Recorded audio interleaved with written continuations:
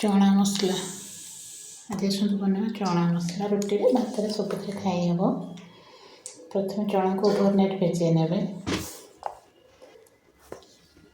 से भिजी सारापर जी नहीं चना से डबल रखिपर 3टा सीटी कुक करेंगे से 9 काटिकी गोटे आलू गोटे टमाटो देवे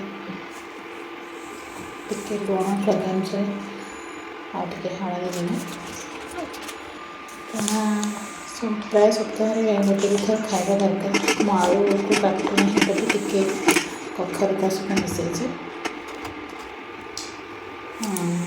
चना डाइजेस्टिव हेल्थ पे बहुत भल।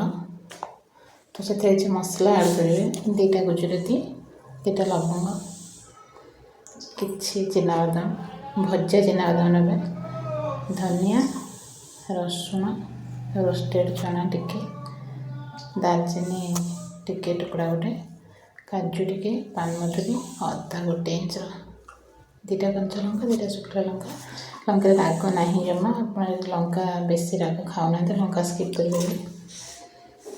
टमाटो कलर आसीज तरकारी ग्राइंडिंग करने टोटाल को स्मूथ पेस्ट बनइबे तो ग्रेवीटा टी भल हम स्मूथ बनइले जमा दरदरा करेंगे स्मूथ पेस्ट बनइबे। चना मसला ना कॉन्स्टिपेशन पे भी बहुत भल हेल्थ बेनिफिट बहुत अच्छे एनर्जी प्रोवाइडर चना मसला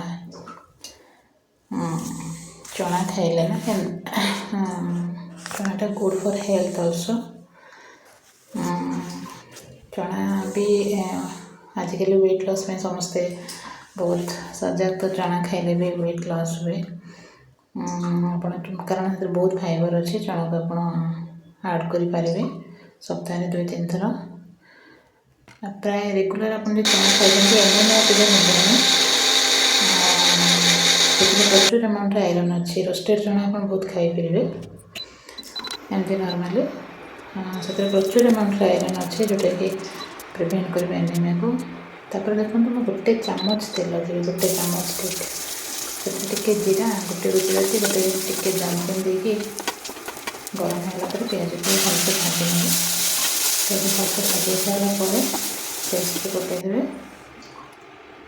धोईकी पानीटा देदेवे आउ टे 5 मिनट कुक करेंगे स्मूथली।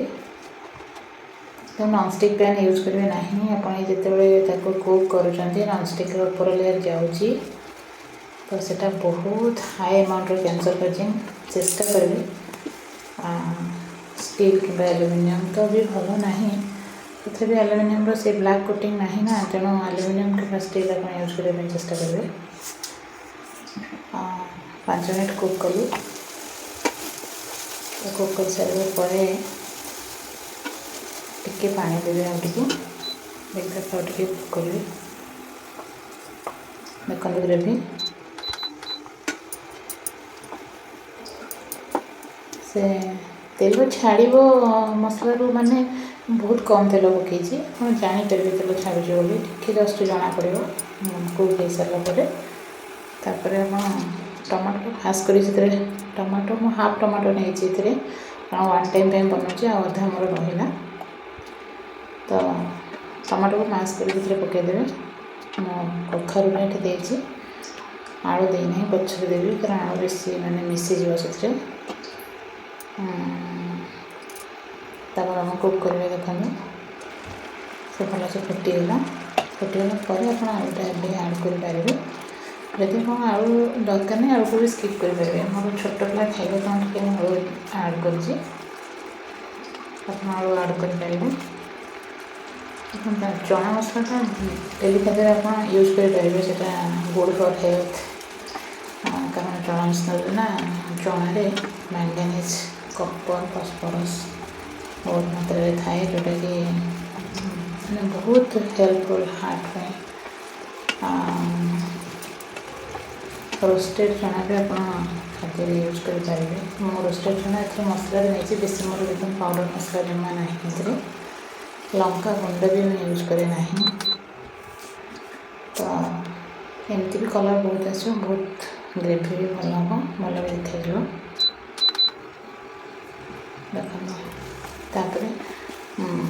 ଟିକେ ଆଡ଼ କରିବେ କରିପତ୍ର ତାକୁ ପଘାରିଲା ବେଳେ ପକାଇଲେ ସେ ଟିକେ ଟାଣ ରହେ ତ ଏମିତି ତରକାରୀରେ ମୁଁ ପକାଇଦିଏ। 2-4ଟା ଆପଣ ଯଦି ତା ସ୍ମେଲ୍ ଭଲ ଲାଗେନି ଆପଣ ସ୍କିପ୍ କରିପାରିବେ, କରିପତ୍ର ପକାଇଲେ ଭଲ। ତ ଫୁଟିଗଲା, ଟିକେ 5 ମିନିଟ୍ କୁକ୍ କରିସାରିଲା ପରେ ଦେଖନ୍ତୁ ଗ୍ରେଭି ରେଡ଼ି। ଚଣା ମସଲା ଆପଣ ୟାକୁ ରୁଟିରେ ଭାତରେ ଯେଉଁଥିରେ ବି ଖାଇପାରିବେ।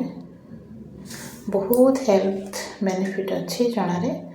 ଆପଣ ଚଣାକୁ ଏମିତି ଡେଲି ୟୁଜ୍ରେ ଖାଦ୍ୟରେ ୟୁଜ୍ କରିପାରିବେ।